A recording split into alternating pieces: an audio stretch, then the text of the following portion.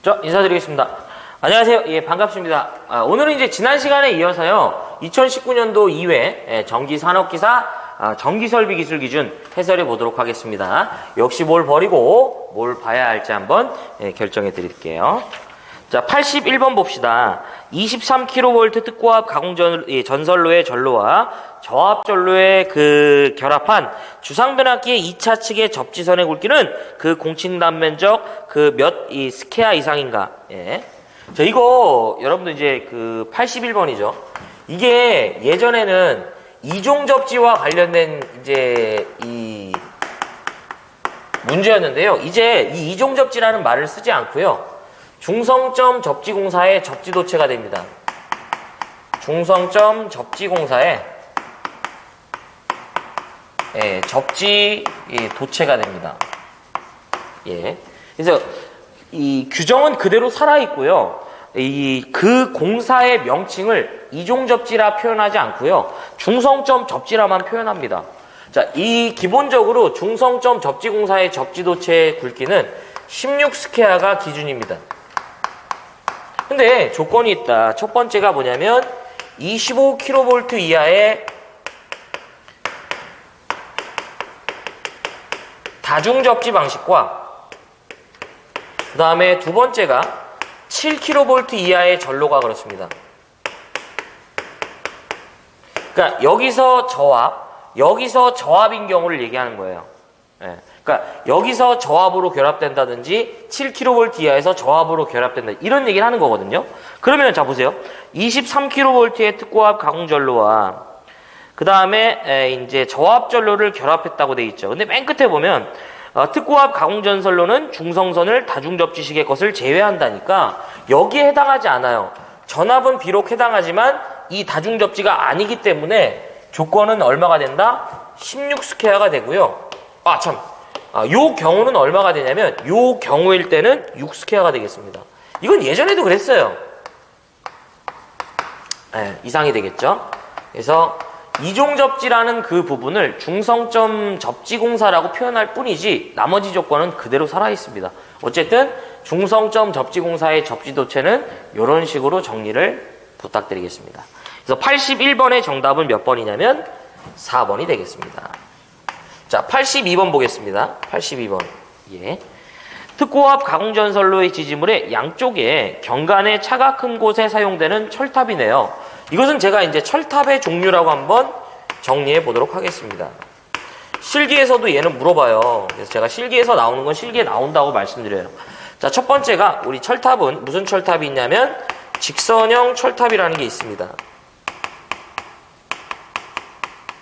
이 직선형 철탑은 수평 각도가 몇 도? 3도 이하인 개소에 적용합니다. 요거 하나만 보시면 돼요. 원래 이제 A형 타워라고 부르는데 시험에서 이제 그렇게 부르지 않고요. 두 번째가 스트레이트 타워 이제 이렇게 부르죠. 각도형 철탑이 됩니다. 앵글 타워가 되고요. 요 놈은 수평 각도 몇 도를 초과하냐면 3도를 초과하는 개소에 사용합니다. 정확히 표현하면 얘는 두 가지 타입이야. 3도를 초과하고 20도 이하의 경각도, 20도 초과하고 30도 이하의 중각도짜리가 있어요. 그 다음에 세 번째가 인류형이 있습니다. 인류형 철탑이 되고요. 이것은 이 전선을 인류 또는 억류한다라고 나와요. 얘는 지지물의 시작점과 끝점에 설치돼 갖고요. 장력을 조절하는 이 역할을 하고요. 30도를 초과하는 각도에서도 써먹기도 합니다. 자, 네 번째가 바로 뭐가 되냐면 내장형이 돼요. 내장형 철탑. 요건 세 가지가 시험 문제고요. 첫 번째가 뭐냐면 양쪽의 경관에 차가 큰 곳에 사용한다든지 내지 직선형 철탑이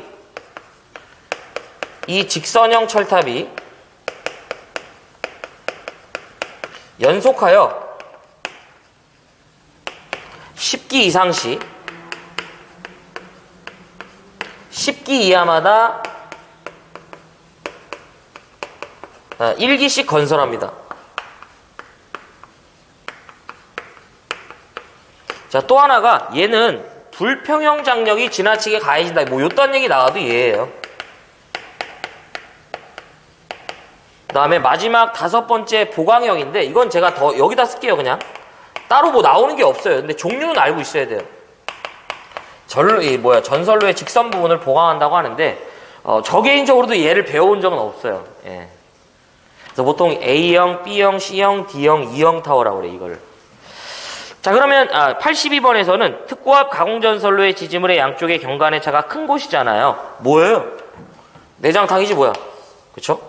네, 경관의 차가 큰 곳이지. 예. 그래서 몇 번이야? 1번이지 뭐야 이거. 이렇게 되겠네요. 자 83번이 되겠습니다. 고압 가공전선의 경동선 또는 내열동 합금선의 안전율의 최소값이죠. 83번은 가공전선의 뭐가 된다? 가공전선의 안전율이 되겠습니다. 네, 이 가공전선의 안전율은 어떨 때 계산하냐면 이도를 계산할 때 적용합니다.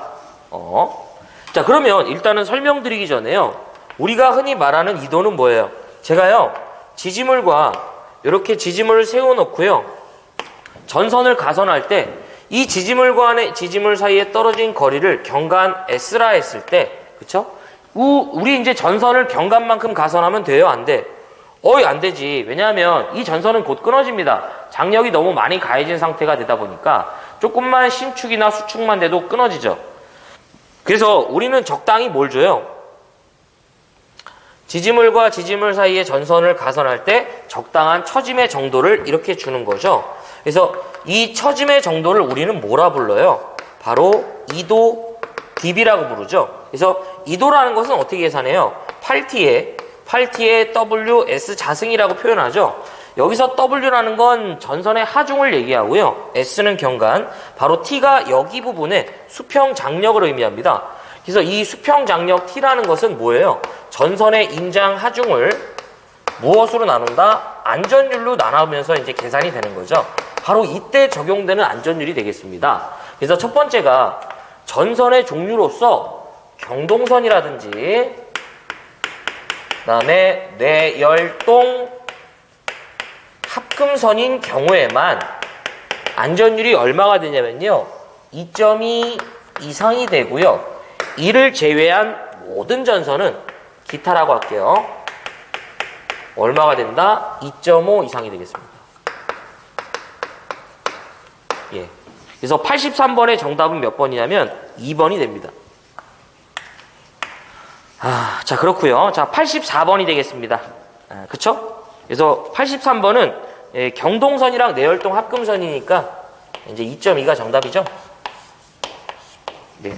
그래서 2번. 자, 84번. 사용전압이 6만 볼트인 특고압 가공전선과 그 지지물, 지주, 완금류 또는 지선 사이의 이격거리예요. 자, 이 테마는 제가 좀 이렇게 좀 정리해보고 싶어요.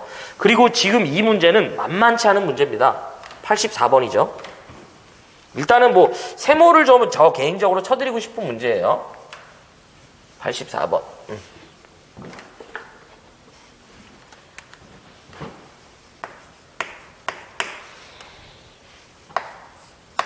예, 요것은 제가 이제 이렇게 좀 정리해 볼게요. 가공전선과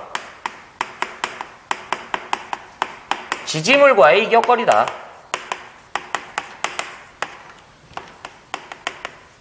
라고 좀 정리해 볼게요. 뭔 얘기냐면, 자, 요렇게 이제 이 지지물이 있으면요. 우리는 여기에다가 완금이라는 걸 부착하죠. 그 다음에 여러분들 여기다 뭘 해요? 애자를 이렇게 장치하고요. 전선을 이렇게 가선하죠. 그러면 여기서 말하는 가공전선과 지지물과의 이격거리인데요. 바로 이 부분에 상호 이격거리를 말하고요. 여기는 정확히 표현하면 꼭 지지물만은 아닙니다. 이 완금 간의 또는 지선, 지주 등과의 이격거리를 얘기하죠. 근데 저는 그냥 저렇게만 쓴 것 뿐이고요. 자, 그러면 전압이 있고요. 그 다음에 이격거리가 있다. 네. 저는 이제 요거를 메타로 한번 표현해 볼게요. 네. 자, 전압은 15kV 미만이 됩니다. 이거 좀 독특해. 미만이 돼요, 미만. 자, 이럴 때는 기본적으로 15니까 그대로 0.15m 가져오시면 돼요. 자, 그 다음에 25kV 미만이 있고요. 자, 그 다음에 35kV 미만. 일단 다 이 전압을 써고 나서 제가 볼게요. 그 다음에 50kV 미만. 그 다음에 60kV 미만, 그 다음에 마지막 70kV 미만까지. 예. 자, 이게 이제 0.5m만 가산해주면 됩니다. 이제. 자, 0.2, 0.25, 0.3, 0.35, 그 다음에 0.4가 됩니다. 기출문제는 세 가지 타입의 유형에 출제가 된다고 보시면 돼요. 첫 번째 유형과, 그 다음에 두 번째 유형과, 그 다음에 뭐가 된다? 마지막 유형이 되겠습니다. 그러면 지금, 전압이 얼마냐면 6만 볼트니까 바로 여기에 해당하면 안 됩니다. 왜냐하면 6만 볼트 미만이니까 6만 볼트까지는 아니잖아. 그러니까 여기에 해당해서 얼마가 되냐면 40cm, 0.4m가 되는 거죠. 꽤 어려운 문제 이렇게 나오면 주로 뭐가 많이 나오냐면 두 번째 조건이 많이 나와요. 22,900V 가공전선과 지지물과의 이격거리. 요게 거의 대부분의 문제죠. 그래서 84번의 정답은 2번이 됩니다. 뭐 이런 거는 여러분들이 참고적으로 봐주시고, 자, 85번 특고압 가공전선로의 지지물에 시설하는 통신선이 돼요. 또는 이에 직접 접속하는 통신선의 경우 설치해주는 보안장치인데요. 그냥 이렇게 생각하면 좋겠다 이거죠. 이것도 뭐 잘 나오는 유형의 문제는 아니에요.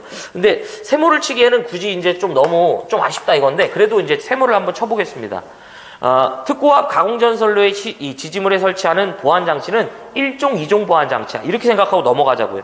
그래서 정답은 뭐냐면 4번이에요. 아이, 고압용 말고 우리 특고압에 설치하잖아. 특고압용 1종, 2종이다. 이렇게 하고 넘어가시자고요. 이 이상 뭐 더 나오질 않아요. 예.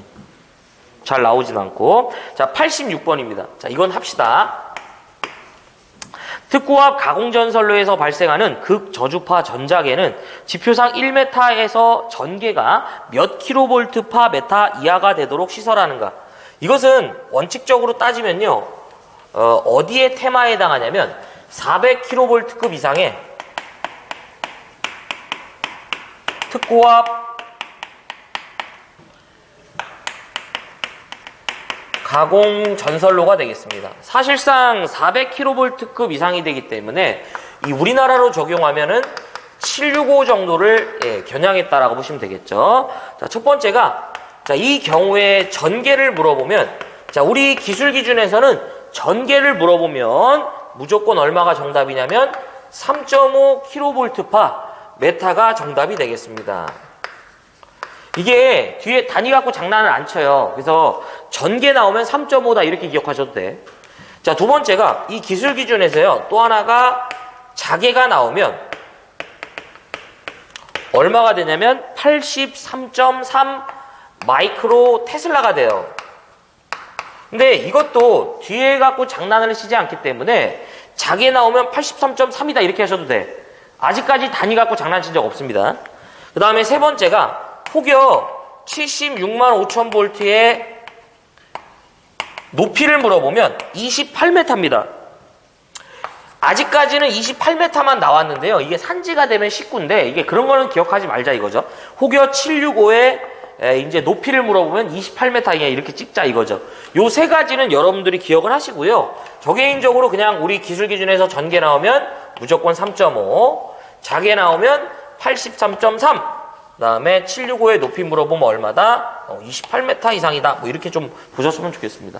그래서 지금 문제는 전개 문제죠. 그래서 정답은 몇 번이냐면 1번이 되고요. 은근 출제 빈도가 있습니다. 자, 87번. 철탑의 강도 계산에 사용하는 이상시 상정화 중에 종류가 아닌 거예요. 자, 이것도 제가 한번 지어보자. 내가 좋아하는 지우개로 지어보자. 자, 몇 번이냐면, 이제 80 몇 번이냐면, 7번이 되겠습니다. 지지물의 안전윤리라고 한번 정리해 볼게요. 지지물의 뭐가 된다? 안전율이 되겠다. 자, 이 테마는 첫 번째 무슨 테마가 존재하냐면 기초안전율이라는 게 있습니다. 자, 요 안전율은 꼭 기초안전율이라고 하니까 여러분들이 꼭 기억하시기 바래요. 지지물의 기초안전율은 얼마 이상이 되냐면 2 이상이 되겠습니다. 그래서 이 기초안전율이라는 것 자체가 지지물에 그냥 하중만 가해질 때 고려되는 안전율이에요. 그 하중이 어떤 하중인지를 주어지지 않고요. 그냥 하중만 가해질 때 고려하는 안전율이다라고 하고요. 두 번째가 이상시 상정 하중에 대한 철탑의 안전율은, 자, 우리 이상시 상정 하중에 대한 철탑의 안전율은 얼마가 된다? 1.33 이상이 되겠습니다. 예. 근데 여기서 출제가 되는 게 뭐냐면, 이상시 상정 하중은 무엇을 고려한 하중이냐고 물어보면 풍합 하중을 고려한 하중이 되겠고요. 이상시 상정 하중의 종류가 아닌 걸로 물어봐요. 좌굴 하중이 정답입니다. 지금 이 문제죠. 또 하나, 이 이상시 상정 하중이란 무슨 하중이냐면 철탑의 직각 방향으로 부는 바람과 전선로 쪽으로 부는 바람이에요.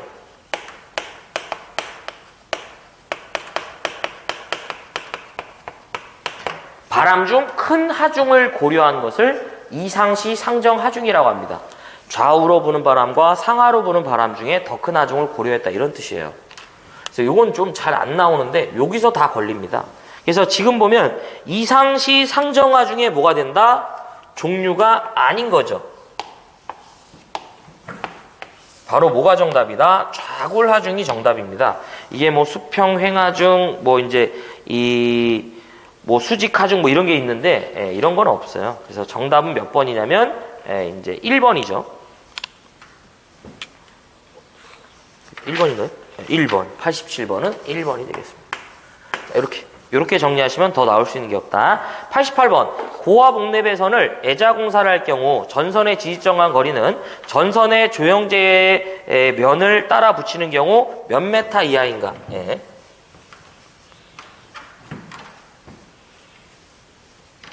자, 80 몇 번이 되냐면 이제 8번이죠. 네. 88번. 첫 번째가요. 요거는 이제 옥내 이제 애자공사라고 표현해 볼게요. 옥내 이제 애자공사. 자, 첫 번째가 우리 애자공사는요. 여기서 나올 수 있는 걸 정리해 보면 인입용 비닐 절연 전선을 쓸 수 없어요. 애자공사에서 무슨 얘기 물어보면 인입용 비닐 절연 전선, 다른 말로 무슨 전선이다? DV 전선을 사용할 수 없습니다. 네, 기억 좀 해주시고, 두 번째가 전선을 조형제를 따라 시설한대요. 예, 이때는 2m 이하마다 지지합니다. 그러니까 지금 제가 이제 전선을 벽면이나 윗면, 아랫면 이렇게 어느 면을 따라가는 거, 이제 이거를 저희는 조형제라고 하는 거예요. 내가 전선을 대는 면. 그래서 그 면을 따라가서 이제 시설할 때는 얼마 이하마다 지지한다? 2m 이하마다 지지합니다. 그러니까 지금 이거는 애자공사에서 전선을 지지하는 건 애자죠. 그러다 보니까 이 애자를 2m 이하마다 설치하라, 이런 얘기와 같은 거죠. 자, 그래서 이 문제는 여기서 해결되죠. 자, 88번의 정답은 몇 번이냐면 2번인데요. 여기서 나올 수 있는 부분의 문제를 또 한번 정리해 보겠습니다. 세 번째가 전선과 전선, 그 다음에 전선과 조형제의 간격을 말합니다. 이격거리라고 할게요. 자, 전압이 있고요. 자, 전선과 전선이 되고, 그 다음에 전선과 조형제가 되겠습니다.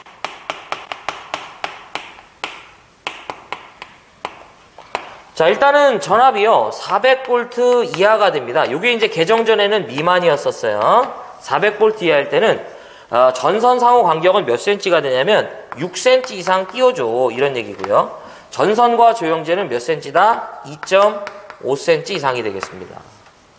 자, 그 다음에 400V를 초과하고 어디까지냐면 400V를 초과하고 어디까지다? 저압에 해당합니다. 이럴 때에는 전선 상호 간격은 몇 cm다? 6cm가 되고요. 전선과 조형제는 얼마가 된다? 4.5cm가 되겠습니다.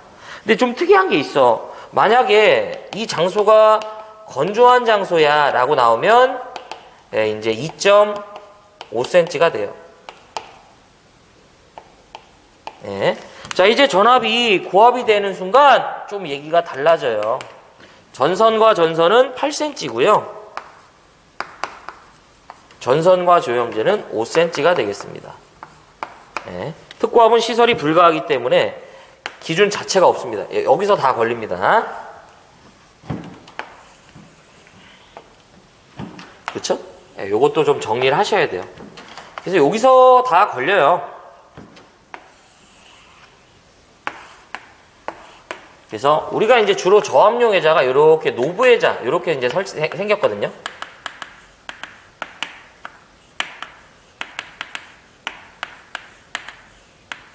선이 이렇게 가선되어 있는 거죠, 지금 이렇게. 그러면 이 전선과 전선 사이 간격 얘기하고요. 요면, 전선과 조형제, 요면을 얘기하는 거죠. 예. 자, 그 다음에 89번. 조금 까다로운 문제긴 해요. 수소 냉각식 발전기에 조산기에 부속되는 수소 냉각 장치에 필요 없는 장치인데요. 이것도 좀 근데 정리는 필요로 해요. 근데 요 정리된 부분만 봐도 딱 답은 나와요. 뭐냐면 89번이죠. 수소 냉각식 발전기 등의 시설 기준이 됩니다. 수소 냉각식 발전기 등의 시설 기준이다.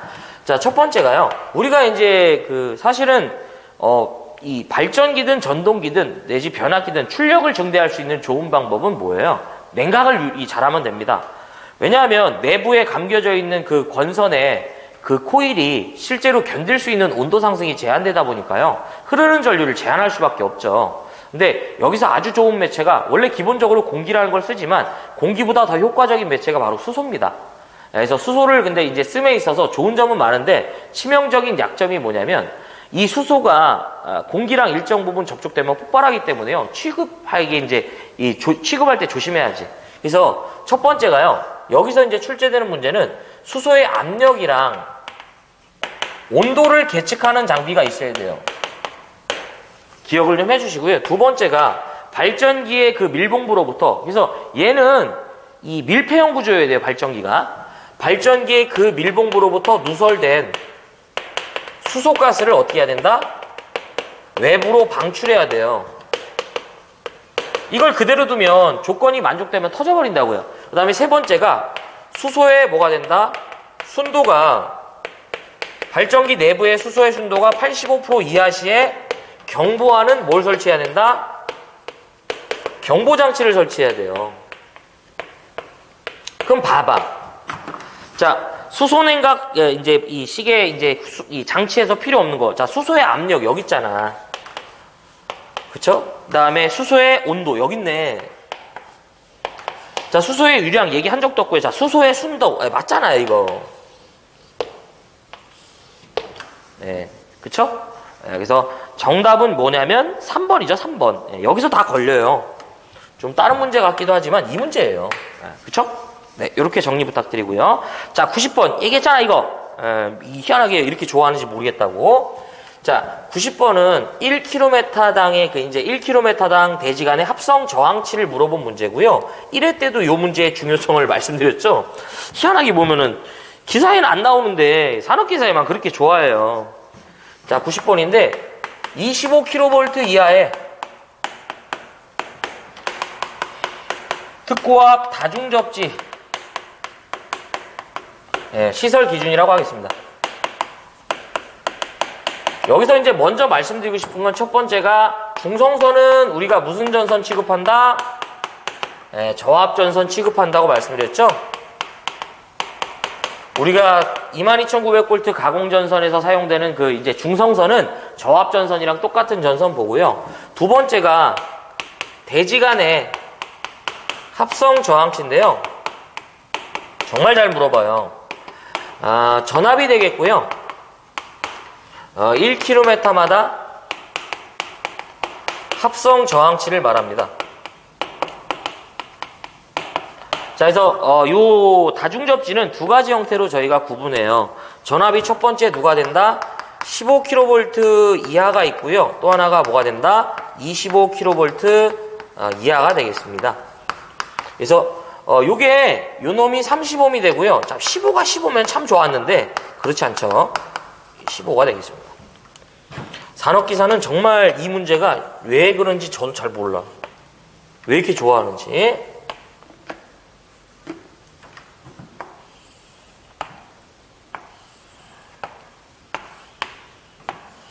이렇게 되죠. 뭐야 이거. 여기를 치면 안 되잖아 이거. 같은 테마인데 H엔장 이렇게. 자, 그래서 지금 보면은 이제 15kV 이하의 특고압 가공전선로 외에 중성선 다중접지 시설은 각 접지선을 중성선으로 분리하였을 경우 1km마다 중성선과 대지 간의 합성 저항치는 얼마가 된다? 지금 얼마예요? 15kV 이하에 해당하죠. 30ohm 뭐가 된다? 이하가 나와줘야죠. 그래서 정답은 몇 번이냐면 1번이에요. 1회 때는 요걸 물어봤었죠. 그러니까 요게 되게 왔다 갔다 하면서 잘 나와요. 자, 그 다음에 이제 91번 보겠습니다. 동일 지지물에 저압 가공전선과 고압 가공전선을 시설할 경우 저압 가공전선의 위치를 얘기하는 건데요. 자, 이것은 이제 가공전선의 병행 설치다라고 정리해 보겠습니다. 원래 종래에는 이 테마를 개정 전에는 병가라고 표현했는데요. 이제는 이거를 병가라 부르지 않고 가공전선의 병행 설치다라고 표현을 해요. 자, 이 가공전선에 뭐가 된다? 병행 설치가 되겠다. 자, 무슨 얘기냐? 이러한 하나의 지지물에다가 가공전선, 즉 전기선과 그 다음에 가공전선을 같이 설치한 거예요. 예. 그래서 요거를 이제 개정 전에는 병가라 표현했는데 지금 이제 요게 개정이 되면서 병가가 아닌 병행 설치다라고 표현한 건데요. 자, 이 부분에서 나올 수 있는 부분은 첫 번째가 100kV 미만만 가능합니다. 제한전압이. 자, 이 경우는 목주가 안 되고요. 자, 반드시 제2종 특고압 보안공사라고요. 전선의 굵기를 물어보면 무조건 50스퀘어가 정답이 되겠습니다. 55였는데 저것도 개정이 됐어요. 자, 그 다음에 또 하나가, 자, 이격거리를 물어봐요. 자, 저압선과 고압선을 병행 설치한대요. 자, 여기서 요것도 하나의 문제인데, 이 고압선과 저압선을 병행 설치할 때 저압선의 위치를 물어봐요. 고압전선의 아래에 설치하는 거죠. 그래서 지금 이 문제가 바로 이거죠. 저압 가공전선은 고압 가공전선의 아래로 하면서 별개의 완급류에 걸어줬죠. 예. 그래서 정답은 몇 번이냐면 3번이 되겠습니다. 일단은 자, 나머지 부분을 완성해 봅시다. 저고압선이 병행 설치되면 기본적으로 0.5m 이상은 이격시켜 줘야 되는데 전선이 케이블이라는 언급이 있는 순간 0.3m가 되고요. 그 다음에 22,900V 가공전선과 저고압선을 병행 설치하는 거예요. 이때 양전선의 최소 이격거리는 1m 이상이 되겠습니다. 다만 전선이 케이블인 경우에는 0.5m가 되겠고요.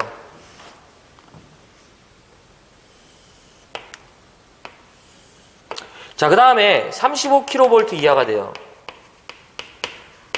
35kV 이하인 이제 가공전선과 저고압선을 병각호자 할 때는 기본적으로 얼마? 1.2m 이상을 이격시켜주고요. 다만 케이블일 때는 0.5m 이상을 이격시켜주는 걸 원칙으로 합니다. 그 다음에 마지막 라스트 35를 초과하고 100kV 미만이 되죠.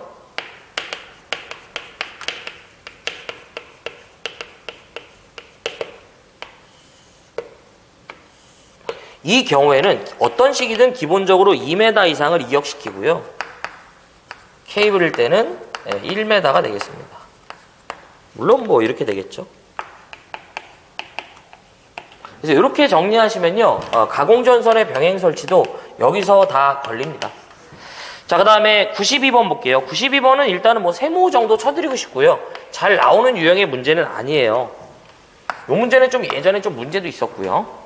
자, 저하복내 배선과 저압용 전구선의 시설 방법 중 틀린 건데 저하복내 배선을 일단 제가 한번 정리해 볼게요.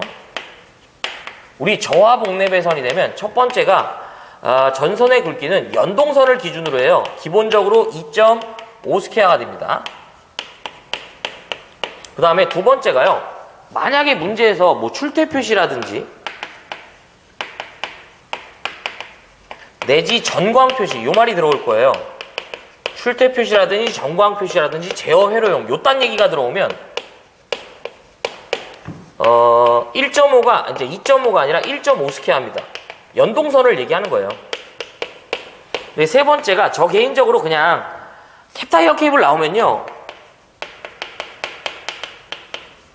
캡타이어 케이블이라고 나오면 그냥 0.75스퀘어 찍자. 이렇게만 정리하시고 나머지는 하지 마세요, 이거. 그러면 자, 일단 보자. 1번, 쇼케이스 배선에 캡타이어 케이블 0.75 맞아요. 예. 2번, 전광 표시의 0.75스퀘어의 다심 케이블. 이게 그 캡타이어 케이블 또는 다심 케이블이 되는데 그것까지 보셔도 관계는 없어요. 2번도 맞고 3번, 전광 표시 나오면서 1.5 맞죠. 예. 그리고 이 0.5라는 건 없어요. 그래서 정답은 몇 번이냐면 4번인데 이건 뭐 어쨌든 잘 나오는 유형의 문제는 아닙니다. 예. 자, 그 다음에 93번 저압 및 고압 가공전선의 높이에 대한 기준으로 틀린 거죠. 예. 요것도 제가 한번 표로 한번 정리해 보도록 하겠습니다. 93번이죠. 가공전선의 지표상 높이가 돼요.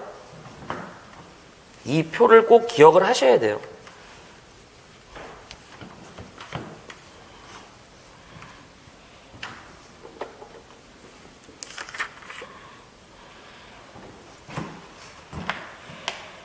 자, 가공전선의 지표상 높이다. 네. 자, 이제 조건을 보고요. 조건. 예. 저고압이 있고요. 그 다음에 특고압 시가지 외가 있고, 그 다음에 특고압 시가지가 있습니다. 예. 자, 조건을 보는데요. 첫 번째 조건은 뭐냐면 도로를 횡단합니다.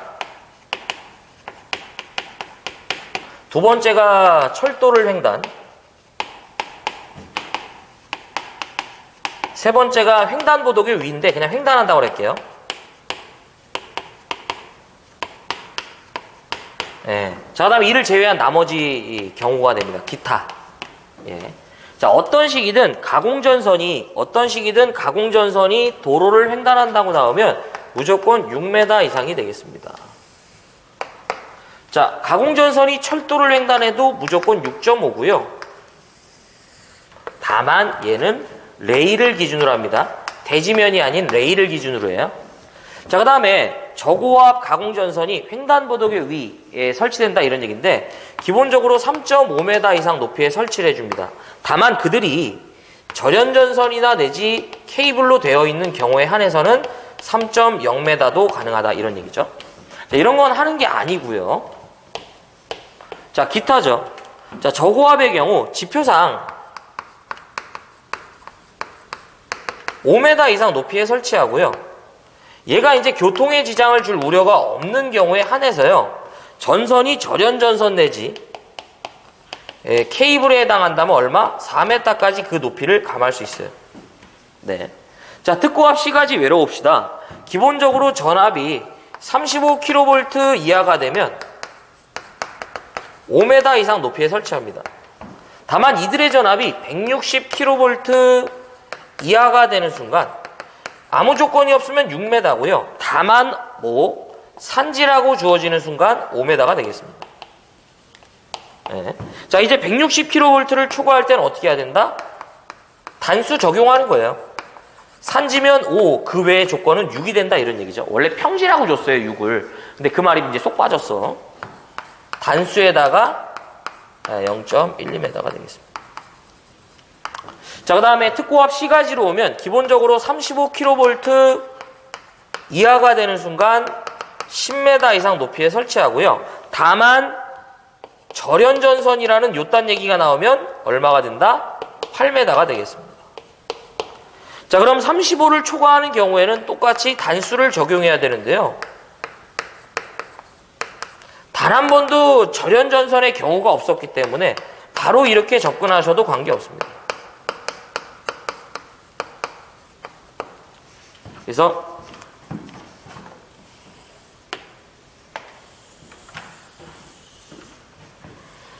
자, 이렇게 여러분들이 이 부분을 모두 정리를 해주셔야 돼요. 이게 좀 내용은 좀 많죠. 근데 어차피 뭐 피할 길이 없어요. 내용이 많더라도 자주 출제되는 빈도는 잡아야지 뭐. 그렇죠? 자, 이렇게 볼 수 있죠. 자, 그럼 갑시다. 저압 및 고압 가공전선의 높이에 대한 기준으로 틀린 거. 철도를 횡단할 경우 둘 다 얼마예요? 6.5야. 맞아. 그렇죠? 레일을 기준으로 6.0이에요. 6.5죠. 자, 2번. 횡단보도교 위에 설치하는 저압 가공전선은 노면상 3이다. 아니야. 저압의 경우, 고압의 경우 둘 다 3.5죠. 조건이 붙어야지. 3번은 맞고요. 4번은 얘기한 적도 없죠. 그래서 정답은 몇 번이냐면 2번이죠. 2번. 예, 이렇게 볼 수 있습니다. 이거 좀 다 정리 부탁드리고요. 94번인데 이게 여러분들 지중관로라는 용어에 대한 설명인데요. 저 개인적으로요. 이걸 접근할 때는 일단은 이 지중관로는 지뢰는 안 돼요. 거기 보면 2번 지중 레일선로는 안 되고요. 또 하나가 이거 말고 한 문제가 더 있어요. 근데 솔직히 이거는 딱 한 번 출제됐다고 보시면 돼요. 지중관로는 반드시 수관이랑 가스관을 포함해야 돼요. 하지만 무슨 말이 있으면 안 되냐면 매설지선이라는 말이 있으면 안 돼. 꼭 기억하자. 다 못 외워요. 그걸 외우지 말고 이런 거 뭐 실기에 나온 적이 없으니까. 지중관로는 지뢰는 안 된다고 기억해. 또 하나가 지중관로의 정의로 올바르게 설명되려면 수관과 가스관을 포함하는데 누구는 안 된다고, 매설지선 안 된다고 이런 얘기지. 그래서 94번의 정답은 2번입니다. 이렇게 나왔다면 이제 지금은 좀 뭐 이제 세모는 이제 치지만 나중에는 이제 좀 틀리지 않았으면 좋겠습니다. 이 지중관로는 이 두 가지가 시험 문제예요. 자, 그 다음에 95번. 전체 길이가 16m이고요. 설계 하중이 6.8kN을 초과하고 9.8kN인 이하인 철근 콘크리트를 논 기타 지반이 연약한 곳에 시설할 때 그 묻히는 깊이는 2.5m보다 몇 cm 더 가산하여 기초안전율에 대한 고려 없이 시공을 하는가 뭐 이런 얘기죠. 지지물의 매설 깊이입니다. 95번은. 자, 95번은 지지물의 매설 깊이다.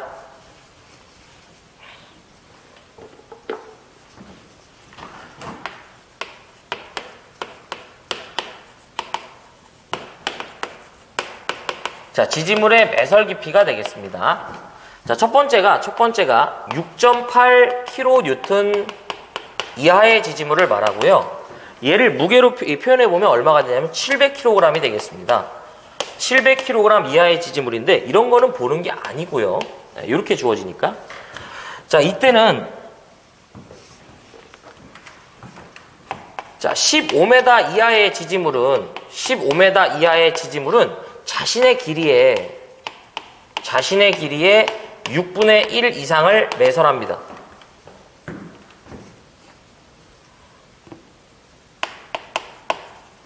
다만 두 번째가 15m를 초과하는 경우에 한해서는 얼마가 된다?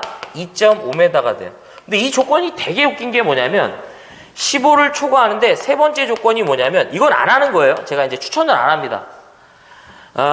이 17m에서 20m인 경우에는 그냥 2.8이에요.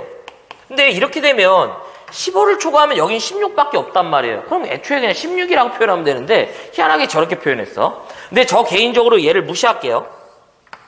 여러분들이 정리하실 때 얘가 있으면 지금 제가 설명드리는 부분이 약간 위배됩니다. 근데 쟤를 무시하셔도 돼. 왜냐하면 저게 한 번인가 두 번밖에 안 나왔어요. 그러니까 아예 정확히 하려면 이렇게 다 하는 건데 개인적으로 무시하고 가자 이거지. 자, 두 번째가 9.8kN 이하가 됩니다. 자, 이게 이제 무게로 표현해보면요. 빨간색으로 했으니까 저도 1000kg이 돼요. 이렇게 안 주어진다고. 자, 이때는 요 값에 얼마가 되냐면 요 값에 0.3m 더 가산해줘요. 지금 예시가 바로 이 문제입니다. 9.8kN 이하인 지지물이죠. 이럴 때에는 기본적인 매설 깊이에 얼마? 30cm 더 묻어주는 거죠. 그러면 예를 들어서 여기서 30cm 더 묻어주면 15를 초과할 땐 그냥 애초에 아주 2.8m로 고정적이다 이런 얘기예요. 네.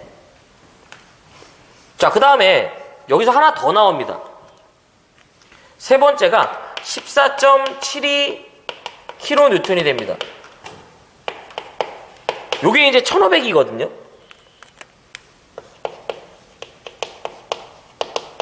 네. 이렇게 표현 안 되고요. 얘는 이 계산한 값에 0.5m예요. 더 가산해줘요. 그러면은 얘 같은 경우에는 아예 얼마가 된다? 3m가 되겠죠. 단 19, 20m인 지지물에 한해서만 얼마가 된다? 3.2m가 됩니다. 이렇게 정리해 주시기 바래요. 그러니까 만약에 여기다가 0.3을 정리해버리면 3.1이 되면서 이 조건이 안 맞게 돼버려요. 그래서 아예 이걸 보지 말자 이거죠.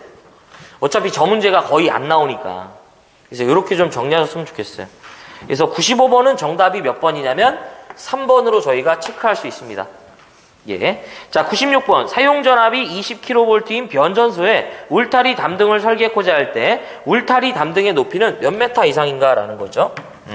울타리 담등의 최소 높이가 된다.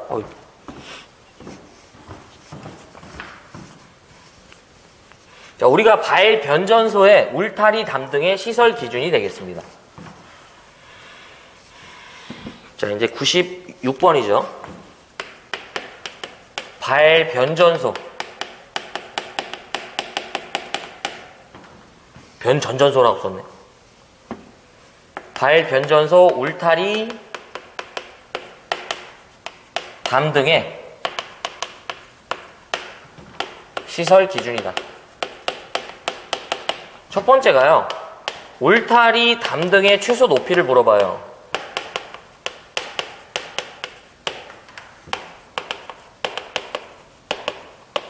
바로 얼마가 되냐면 2m 이상이 되겠습니다. 자, 두 번째가 울타리 담등의 지표 하단 사이 간격을 물어봐요. 자, 몇 cm, 몇 메다? 0.15m 이하가 돼야 돼요. 무슨 얘기냐? 울타리의 경우 이제 이렇게 될 수 있겠죠? 어떤 식이든 지표 하단 사이에 간격이 있다 이런 얘기지.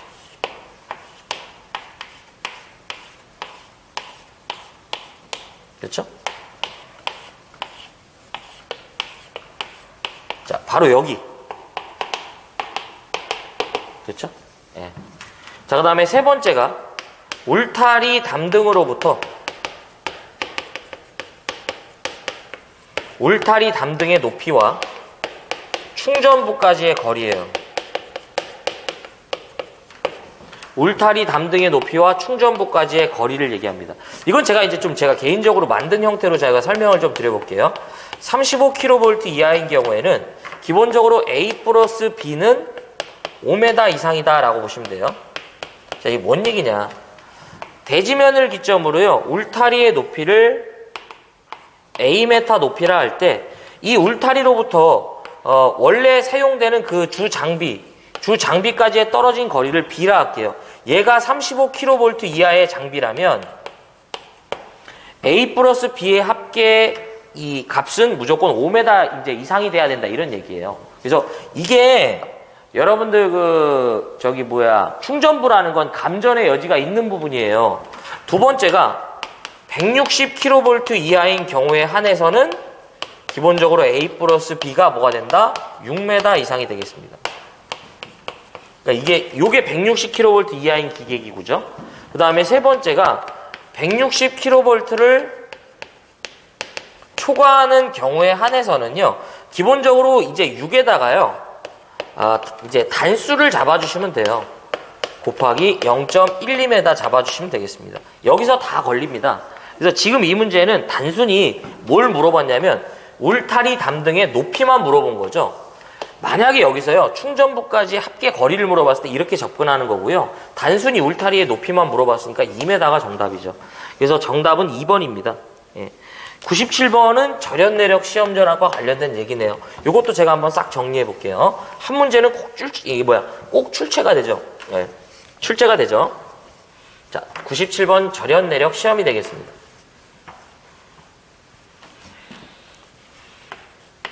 자, 절연 내력 시험 전압이 되겠습니다.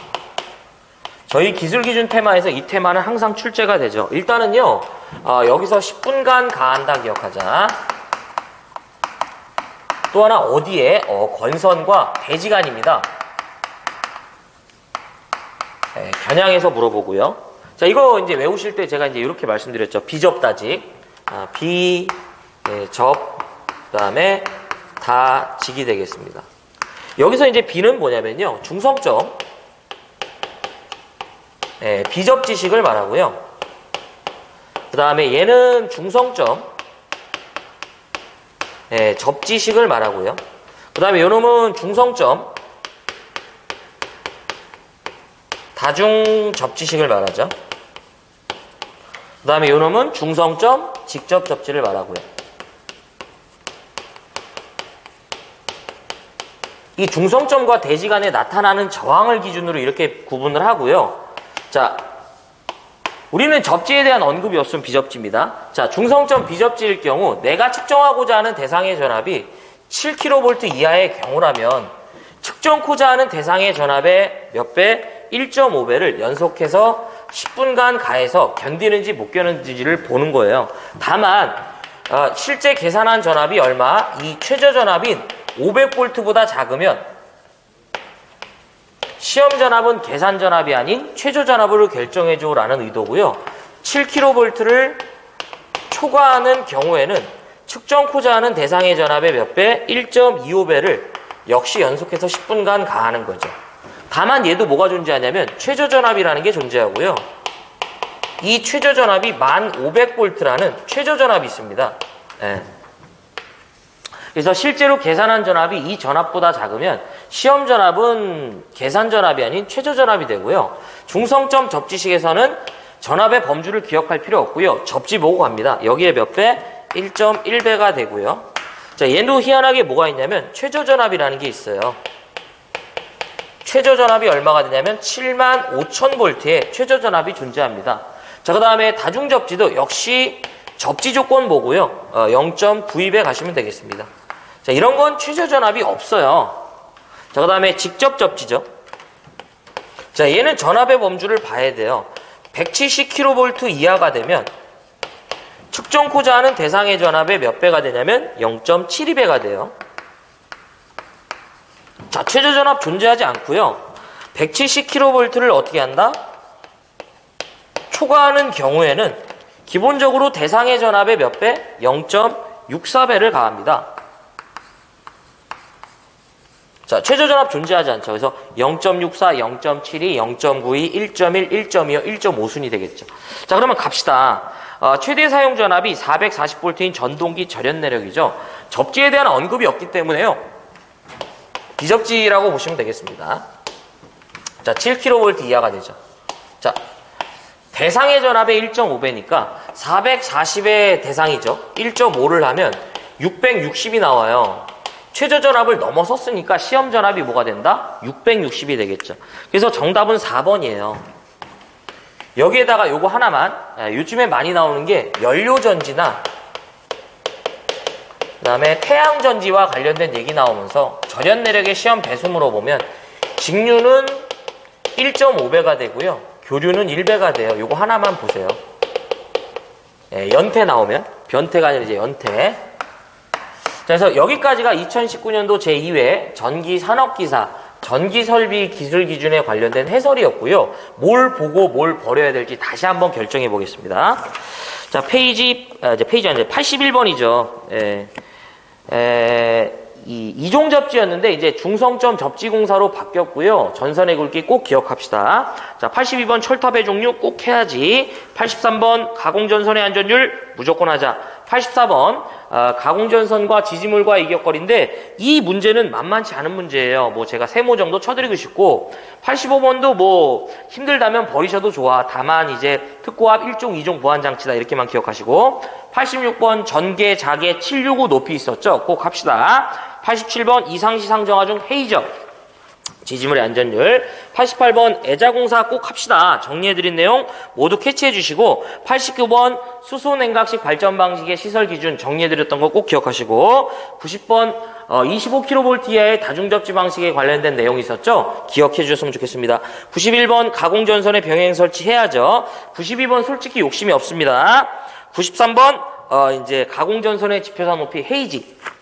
자, 그 다음에 지중관로, 지뢰는 안 되고, 이 수간, 가스관 포함하고, 매설지선 있으면 안 된다라고 이제 말씀드렸고요. 그 다음에 95번, 전체 길이의 지지물의 매설 깊이죠. 정리해드린 내용 기억 좀 해주시고요. 96번, 울타리 담등의 시설, 그 다음에 97번 절연 내력 다 해야 됩니다. 자, 그래서 여기까지가 2019년도 그 제2회 전기 산업기사 이제 전기설비 기술 기준과 관련된 해설이었고요. 여러분들 제가 외적으로 보자는 내용은 꼭 봐주시기 바랍니다. 시청해주셔서 고맙고요. 저는 다음 회차에 이어서 뵙겠습니다. 고맙습니다.